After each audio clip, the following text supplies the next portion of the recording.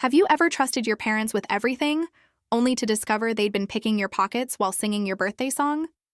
I thought our family bond was unbreakable, but one glittering birthday evening in New York City revealed the truth I'd been blind to for years.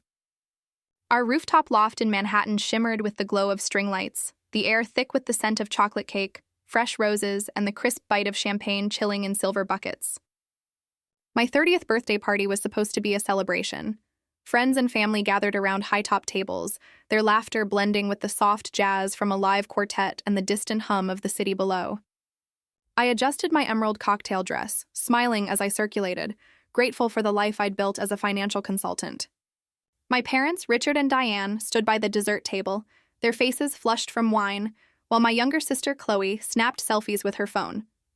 But tonight, Mom's hugs felt too tight, Dad's jokes too forced, and Chloe's glances too calculating. As the quartet struck up "Happy Birthday," Mom pulled me aside near the railing, her voice low. "Emma, we had to use your card for some expenses. $25,000. You'll understand." The words hit like a cold wind off the Hudson, the jazz notes fading to a dull hum. My hands trembled, the champagne flute nearly slipping from my grip. "What expenses?" I whispered, my heart pounding. Dad joined us, his smile strained. "Family things, sweetheart." Chloe needed help with her business startup.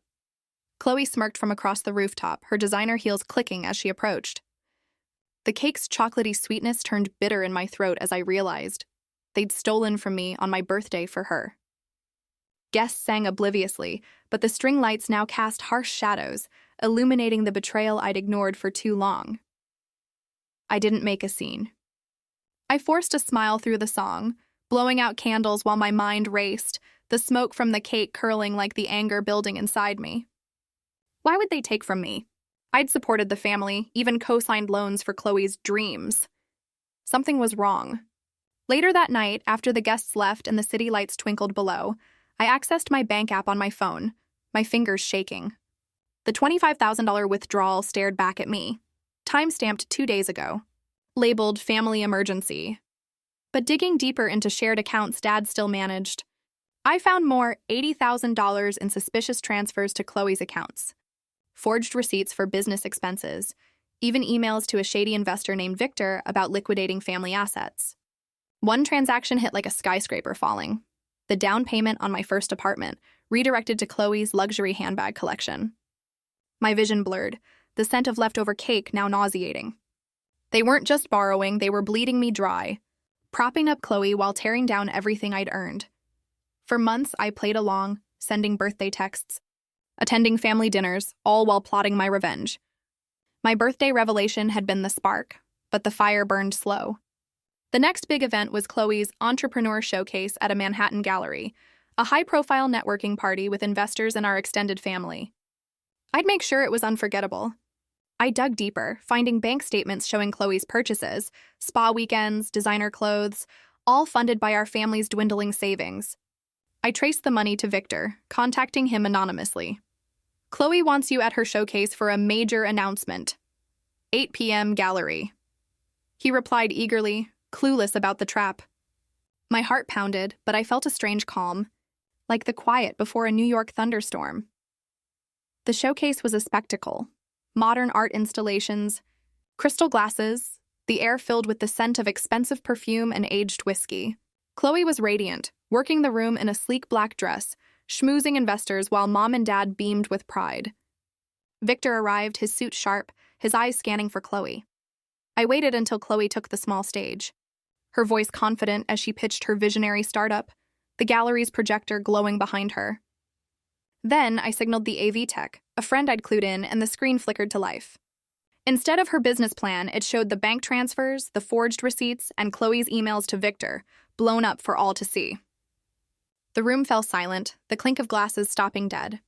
Chloe's voice faltered, her eyes darting to the screen. Victor's face drained of color, his whiskey tumbler slipping to the floor. I stepped forward, my voice steady. "Thank you, Chloe, for showing us what family support really means." Investors gasped. Mom's hand flew to her mouth, and Dad's face crumpled with shock. Victor bolted for the exit, and Chloe stood frozen, the spotlight exposing every lie. I thought exposing her would finally balance the scales.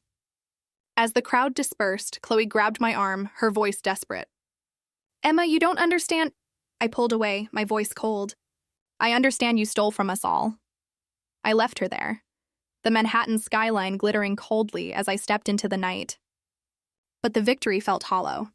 The next day, as I sorted through old family documents in my apartment, I found a letter I'd written to Dad at 22, when I'd started my career. It confessed a lie I'd told to skip a family event, chasing a big client instead, leaving Chloe to handle a business crisis alone. Dad had forgiven me, but Chloe's resentment had festered like an open wound. Had that moment fueled her theft? I'd destroyed her for her betrayal. But standing in my quiet apartment, the city's hum louder than my thoughts, I realized the hardest truths aren't the ones we expose. They're the ones we bury, thinking they don't shape the family we become. If this story shattered your trust, smash that like button and subscribe to Cheating Stories Twist for more heart-wrenching tales of betrayal and redemption. Have you ever uncovered a family secret that changed how you saw your loved ones? Share it in the comments below, and don't forget to share this video with someone who loves a jaw-dropping twist.